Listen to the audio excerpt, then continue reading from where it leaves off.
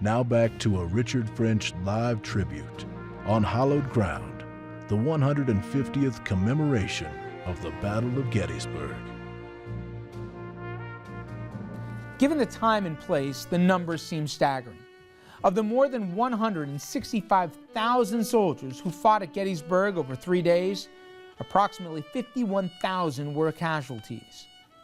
Those killed, wounded, captured, or missing was divided nearly equally between North and South.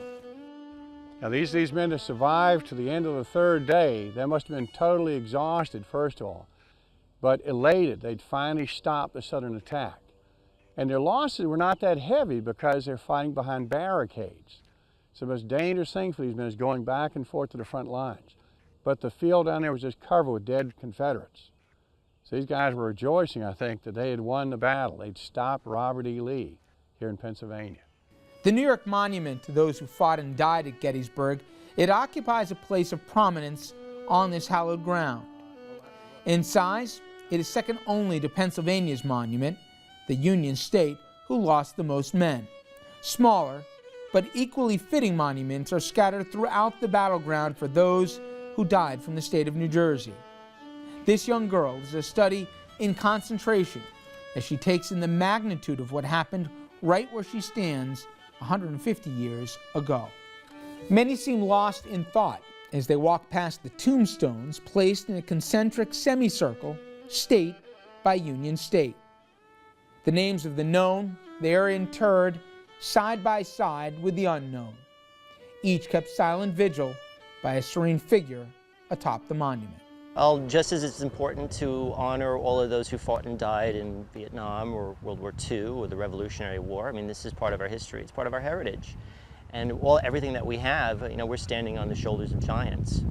And to not remember them, I think, would be a terrible travesty, especially the Civil War, which was the bloodiest period in American history.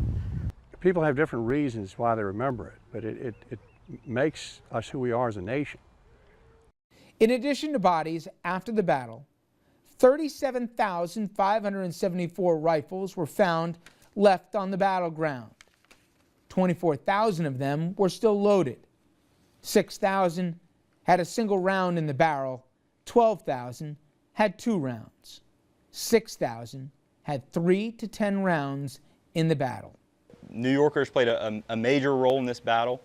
Here in the Soldiers National Cemetery, there are more New Yorkers buried than men from any other state. There's over 800 of them buried here that were killed in the Battle of Gettysburg. In the cemetery itself, more than 700 Union soldiers from New York are buried, 78 from New Jersey. But the exact number of dead, as you've heard, is likely far greater. The battle was so violent, remains of many could not be identified. The Southern dead were eventually taken to cemeteries in North and South Carolina, Georgia, and Florida. Most are interred in Richmond in a place of honor set aside for the casualties of Gettysburg. In his historic papers, Confederate Colonel William C. Oates wrote the following. My dead and wounded were nearly as great in number as those still on duty. They literally covered the ground. The blood stood in puddles in some places on the rocks. The ground was soaked with the blood of as brave as men as ever fell on the red field of battle.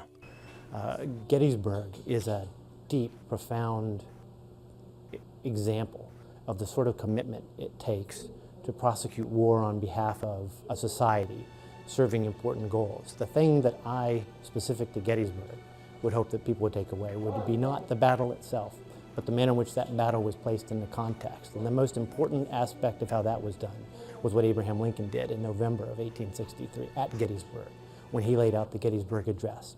Because in the background to all of these battles is in fact that titanic struggle about imposing one side's will on another. And Abraham Lincoln was steadily shifting the grounds of those aims from merely the preservation of the Union to something more equitable. And he cited the Declaration and brought in the equality words of the Declaration that were not in the Constitution as part of the Gettysburg Address.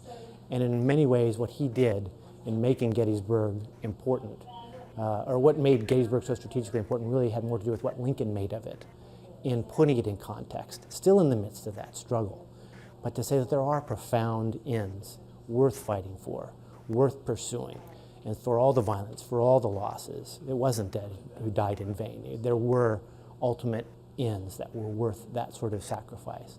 20-year-old George Washington Sandow is buried here too. You met him at the beginning of this program. The first official casualty of the Battle of Gettysburg was shot dead by Confederate forces 3 days before the battle began. What went through the 20-year-old's mind the day he died? Was he questioning the future of his young country? Was he terrified of Union barrage soon to come? We don't know and never will. Not far away from where Sandow rests, Abraham Lincoln would deliver the Gettysburg Address on November 19, 1863. In great deeds, something abides. On great fields, something stays.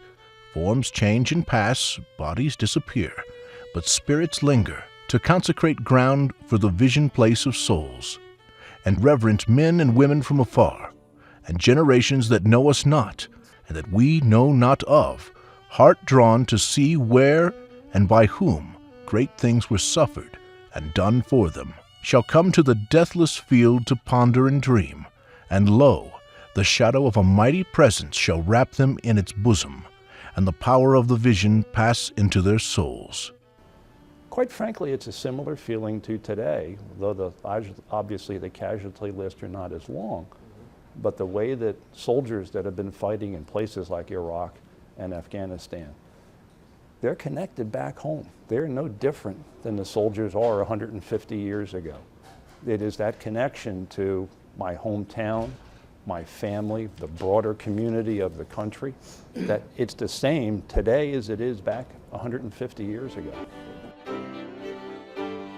Coming up next, Abraham Lincoln and one of the most famous speeches of all time.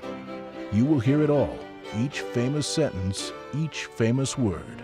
On hallowed ground, the 150th commemoration of the Battle of Gettysburg will continue in a moment.